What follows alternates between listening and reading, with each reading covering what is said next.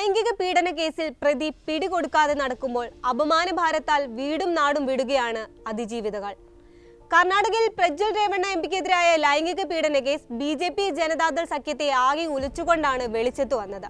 പ്രജ്വലിനെതിരെ BJP നേതൃത്വത്തിന്റെ പരസ്യ നിലപാടുകളും പിന്നാലെ പ്രജ്വലിന്റെ പിതാവും ദൾ MLAയുമായ രേവണ്ണയുടെ അറസ്റ്റും ഇങ്ങനെ രാഷ്ട്രീയ ചർച്ചകൾ ഒരു ഭാഗത്ത് ചൂടുപിടിക്കുന്നു, മറുഭാഗത്ത് സ്ഥിതി മറ്റൊന്നാണ്. കർണാടകയിലെ ലൈംഗികാതിക്രമ വീഡിയോകൾ പ്രചരിക്കാൻ തുടങ്ങിയതോടെ വീടുകളിൽ നിന്ന് പലായനം ചെയ്തു തുടങ്ങിയിരിക്കുകയാണ് അതിജീവിതകളായ സ്ത്രീകളും കുടുംബവും.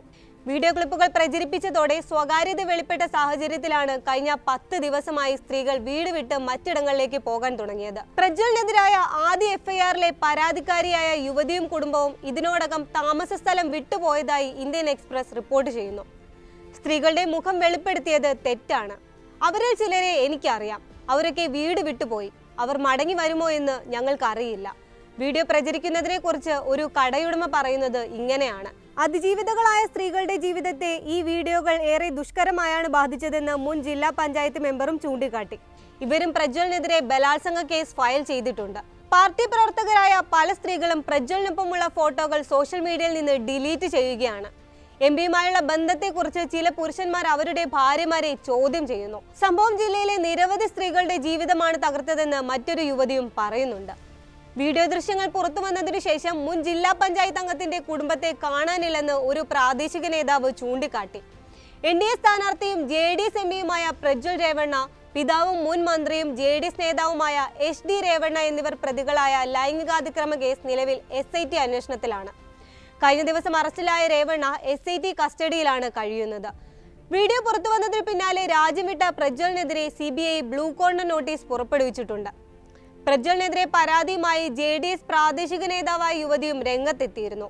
തോക്കു ചൂണ്ടി ബലാത്സംഗം ചെയ്ത് ദൃശ്യം പകർത്തിയെന്നാണ് വനിതാ നേതാവിന്റെ പരാതി. 3 വർഷത്തോളം പീഡനം തുടർന്നെന്നും ഇവരുടെ പരാതിയിൽ പറയുന്നു. 2021 ഹാസൻ നഗരത്തിലെ തന്റെ ഔദ്യോഗിക ക്വാർട്ടേഴ്സിൽ വെച്ച് തന്നെ പ്രജ്വൽ ബലാത്സംഗം ചെയ്തതായാണ് 44-കാരിയുടെ പരാതി. സഹകരിച്ചില്ലെങ്കിൽ തന്നെയും ഭർത്താവിനെയും കൊന്നുകളയുമെന്ന് പ്രജ്വൽ ഭീഷണിപ്പെടുത്തിയതായി പരാതിക്കാരി പറഞ്ഞു. ഫോണിൽ ചിത്രീകരിച്ച ദൃശ്യങ്ങൾ ഉപയോഗിച്ച് ബ്ലാക്ക്മെയിൽ ചെയ്യുന്നതായും 2021 ജനുവരി 1-നും 2024 ഏപ്രിൽ 25-നും ഇടയിൽ നിരവധി തവണ പീഡിപ്പിക്കുകയും ചെയ്തതായി പരാതിയിലുണ്ട്. പ്രജ്വൽ രേവണ്ണയുടെ ലൈംഗികാതിക്രമത്തിന് ഇരയായവരിൽ ഒരാളെ തട്ടിക്കൊണ്ടുപോയെന്ന പരാതിയിൽ HD രേവണ്ണയ്ക്കെതിരെ കഴിഞ്ഞ ദിവസം പോലീസ് കേസെടുത്തിരുന്നു. ഇരയുടെ മകൻ നൽകിയ പരാതിയുടെ അടിസ്ഥാനത്തിലാണ് കേസ്. രേവണ്ണയുടെ വീട്ടിൽ 6 വർഷത്തോളം ജോലി ചെയ്ത ജോലിക്കാരിയെ കാണാതായെന്നാണ് പരാതി. അതേസമയം ലൈംഗികാതിക്രമ കേസിൽപ്പെട്ട് രാജ്യം വിട്ട പ്രജ്വൽ രേവണ്ണയ്ക്കെതിരെ പ്രത്യേക അന്വേഷണ സംഘം ലുക്കൌട്ട് സർക്കുലർ പുറപ്പെടുവിക്കുകയും ചെയ്തിട്ടുണ്ട്. അന്വേഷണ സംഘത്തിന് മുന്നിൽ ഹാജരാകാൻ കൂടുതൽ സമയം ആവശ്യപ്പെട്ട് പ്രജ്വൽ അഭിഭാഷകർ മുഖേന അപേക്ഷ നൽകിയിരുന്നു. ഇത് തള്ളിയാണ് SIT ലുക്കൌട്ട് സർക്കുലർ പുറപ്പെടുവിച്ചത്. ലോക്സഭാ തെരഞ്ഞെടുപ്പ് ചൂടുപിടിക്കുന്നതിനിടെയാണ് NDA സഖ്യത്തെയും JDSനെയും പ്രതിരോധത്തിലാക്കി സെക്സ് ടേപ്പ് വിവാദം തലപൊക്കുന്നത്.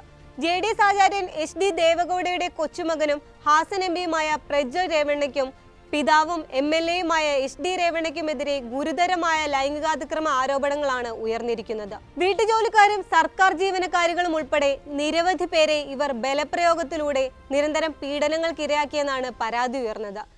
ലൈംഗിക കൃത്യങ്ങളുടെ വീഡിയോ ദൃശ്യങ്ങൾ പകർത്തി സൂക്ഷിക്കുകയും ബ്ലാക്ക്മെയിൽ ചെയ്ത് നിരന്തരം പീഡിപ്പിക്കുകയും ചെയ്തെന്നും പരാതിയിലുണ്ട്.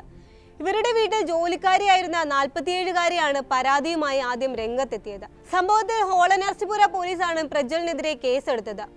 ലൈംഗികാതിക്രമ വീഡിയോകൾ വ്യാപകമായി പ്രചരിക്കുകയും വനിതാ കമ്മീഷൻ ഇടപെടുകയും ചെയ്തതോടെ മുഖ്യമന്ത്രി സിദ്ധരാമയ്യ SIT അന്വേഷണത്തിന് ഉത്തരവിട്ടു. പരാതിക്കാരിയായ യുവതി രേവണ്ണയുടെ വീട്ടിൽ 3.5 വർഷത്തോളം വീട്ടുജോലിക്കാരിയായി ജോലി ചെയ്യുകയും 2019 ജനുവരി മുതൽ 2022 ജനുവരി വരെ ലൈംഗികമായി പീഡിപ്പിക്കപ്പെട്ടുവെന്നുമാണ് FIRൽ പറയുന്നത്. ഇതിനു പിന്നാലെ മറ്റ് യുവതികളും പരാതി നൽകുകയായിരുന്നു.